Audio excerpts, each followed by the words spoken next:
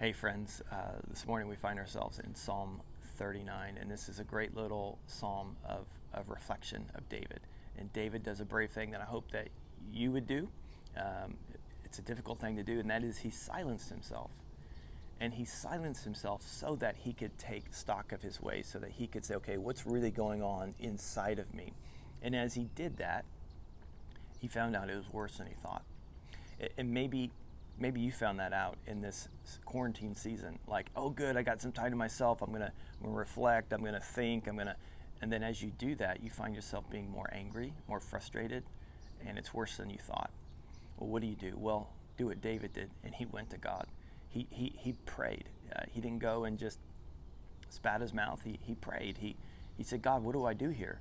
And God showed him something. God showed him just how short life is, and how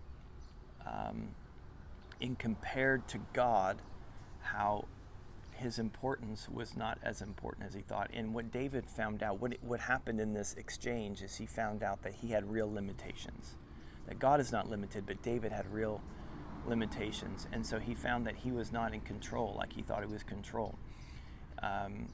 He found out that his busyness was not having the effect that he thought it was. And I think we're experiencing that we're really out of control of our lives. We don't have as much control as we think. But if we allow God to give us perspective, and then we allow God to speak to our hearts and say, look, I'm going to give you a significance that's not your own, it's derived in me. But if you would be still, would be silent, I want to speak to you, and I want to move through you.